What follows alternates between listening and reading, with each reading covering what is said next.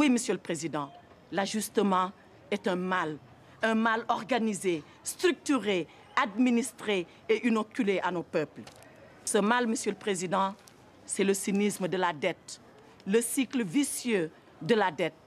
Cette dette qui a fini de ruiner nos économies et qui nous a aspiré toutes nos forces vitales alors qu'on n'a pas encore fini de payer. Que faut-il faire devant la violence de la dette? J'entends les latino-américains. Ils nous ont dit, Monsieur le Président, la deuda es impagable. La dette est tout simplement impayable. Oui, Monsieur le Président. Elle est impayable parce qu'elle est illégitime. Elle est impayable parce qu'elle est violente. Elle est impayable parce que tout simplement, elle est insoutenable. À la violence de la dette vient s'ajouter le bradage de nos biens publics, de nos services publics, de nos services sociaux de base, la privatisation. Après avoir privatisé la santé, alors que entre juin et septembre 2005, 42 000 personnes sont mortes du choléra, cette maladie du Moyen-Âge qu'on croyait à jamais éradiquer de nos villes et de nos campagnes. Mais qu'on n'aille pas plus loin, Monsieur le Président. Ici, dans cette chambre, gît et gémit un malade. Entendez-vous sa complainte? Elle m'est parvenue aux oreilles et nous privatisons la santé. Ce n'est pas fini. On privatise l'éducation. Conçue comme un droit universel, l'acquisition du savoir et de la connaissance, qui doit être la chose la mieux partagée.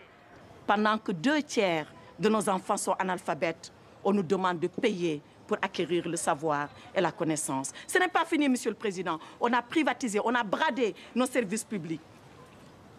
Comment privatiser l'eau, Monsieur le Président? Le Djoliba, le Sénégal, le Zambèze, le Limpopo, nos fleuves privatisés avec nos contes, nos légendes, nos traditions enfuis dans les courants, dans les rivières et dans nos lacs. Cela n'est pas admissible.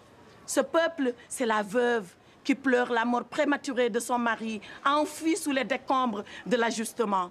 Ce peuple, c'est l'orphelin qui réclame le sein de sa mère, emporté dans les couches, alors qu'il exigeait tout simplement un dû, les soins primaires de santé.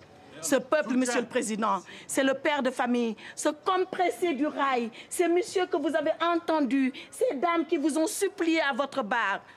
Le père de famille qui a vu son autorité, qui a vu son influence, qui a vu sa dignité diluée et emportée par un licenciement injuste. Ce peuple, Monsieur le Président, c'est enfin Zégué Bamba. Avez-vous, Monsieur le Président, entendu la complainte de Zégué Bamba?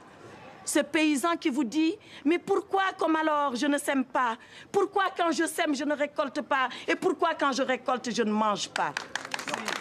C'est cette Afrique, Monsieur le Président, qui vous demande dignement, humblement, modestement, mais légitimement justice, Monsieur le Président. Alors vous la lui rendrez, sa justice à l'Afrique.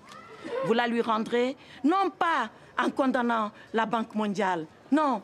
Vous la lui rendrez tout simplement, Monsieur le Président, en renvoyant la Banque mondiale, le FMI, l'OMC, le G8, tous leurs affidés et leurs complices à leur mission première, celle-là qu'ils n'auraient jamais dû oublier et qui met l'homme comme finalité de toute action humaine. Il vous appartient, Monsieur le Président, vous, par votre plume, qui rendra la décision. Il m'appartient, moi, par la robe que je porte. Il nous appartient à nous tous, parce que c'est notre devoir de génération de provoquer et de précipiter la venue de ce jour. Car il y va de l'équilibre du monde et de l'avenir de l'humanité.